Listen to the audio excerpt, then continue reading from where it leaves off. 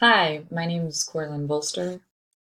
I want to thank you for the interview and going through my resume and taking the time to go through my responses. And I do hope you find that I can be a valuable contribution to the company. I really value what the company does and its contributions to the community. So that would be quite rewarding. Um, we like to proceed with the interview, uh, and I will keep talking to myself. I'll start with your first question, which was a very important question. How would I expect to contribute to the company? So I have a pretty good idea of how I'm going to be doing that. Um,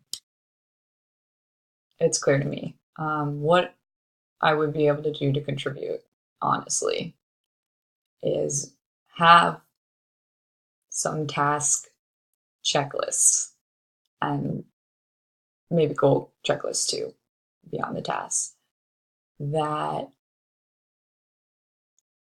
enable me to provide the professionals in the organization the assistance they need, which will allow them to remain focused on their jobs. So, mostly the things I can't do, I have not done yet, but can be a contributor to if I remain organized in that task, which I will.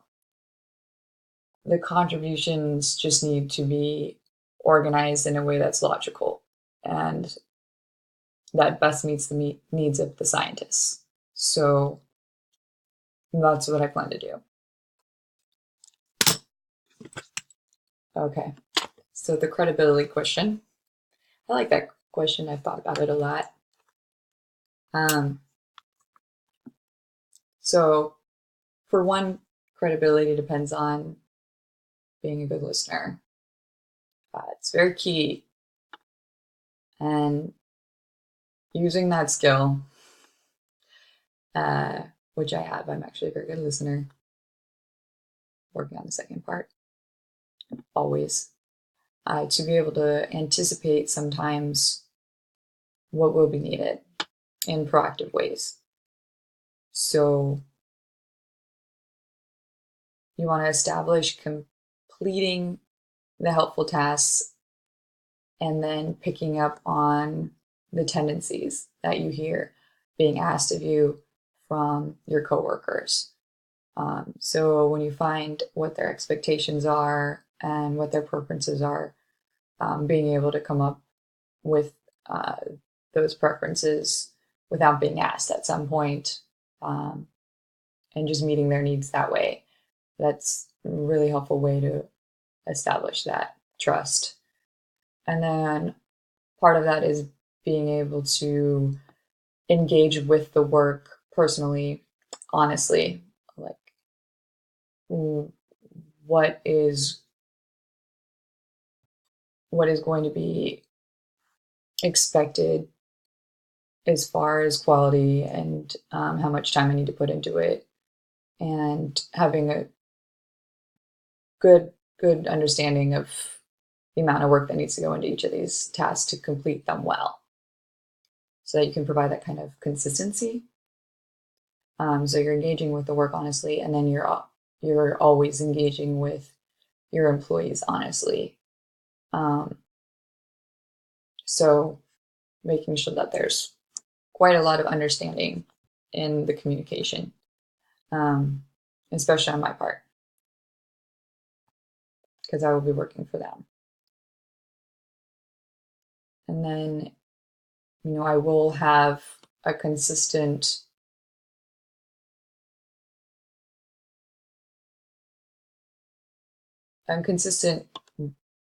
drive to improve the work, but also without overstepping my boundaries in my position as a professional in my position, um, and kind of recognizing the best ways to contribute to them if that makes sense. So without having to go any further, just not needing to be rewarded or reminded for doing the work, just being there at that level. Okay. Let's go to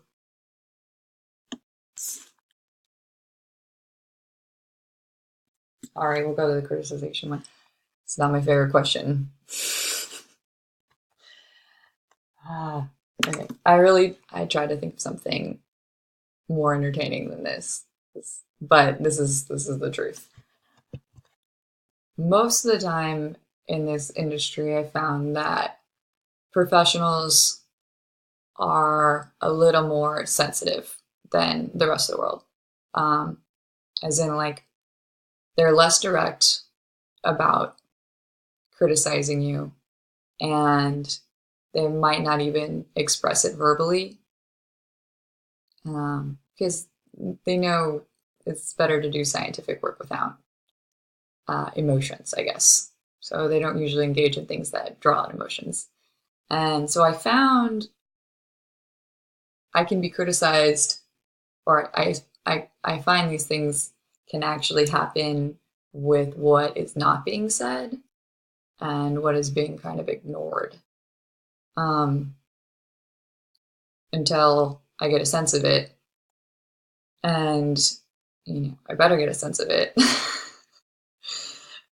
So, like, one very simple, example was a few years ago, I would just run late all the time. Like, it was a habit, and it wasn't an insult.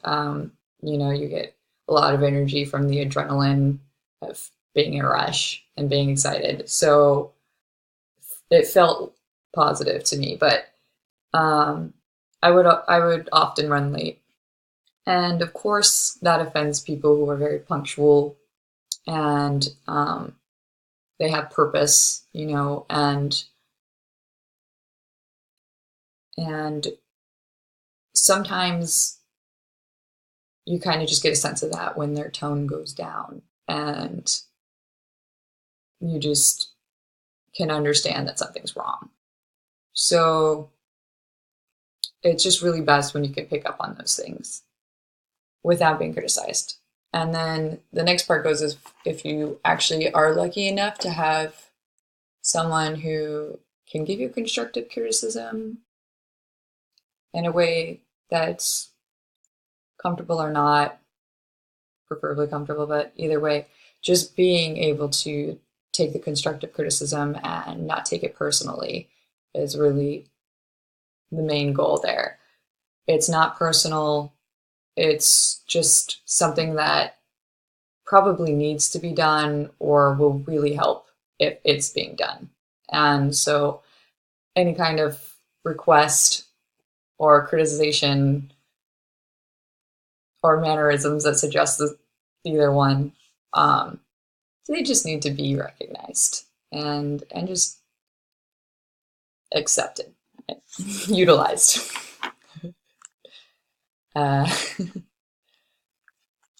Okay, so put myself in their shoes, I guess. When you are getting aggravated, when you find someone's doing something aggravated you, how do you handle it? And what's a good example? So, of course, the things that aggravate me are the things that I see in myself and I don't like, and then I see in other people. So, those things include a long list, but there is doing things out of self-interest. Those kind of things often aggravate me. And then, just being sloppy, rushing, or wanting to be the know-it-all. So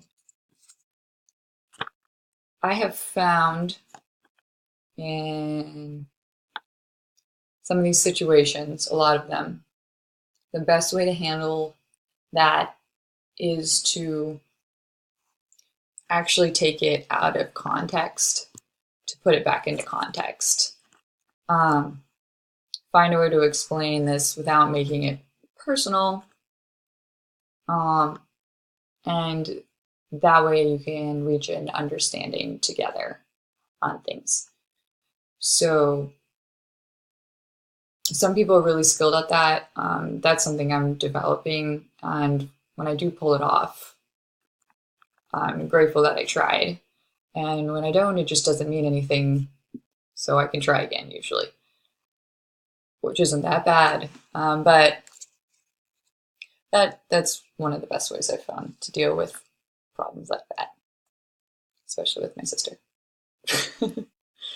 Okay. Okay. What can I offer that other applicants cannot? So, I don't know what they are capable of.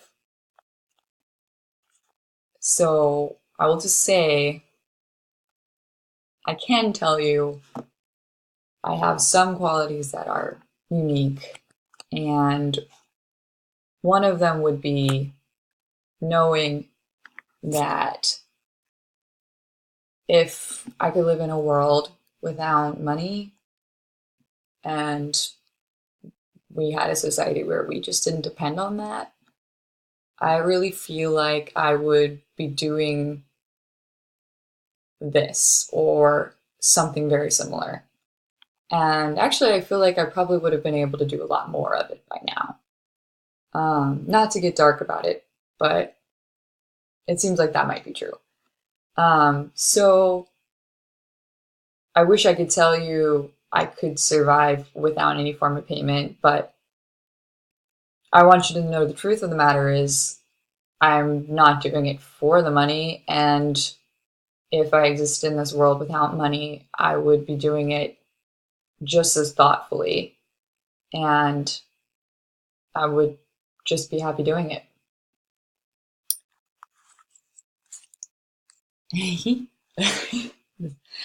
Superheroes. Okay, so they're all awesome. I'll take any of them. Who doesn't like Batman? But did I make any enemies over there? Superman people? Sorry. Okay, come on. You guys know.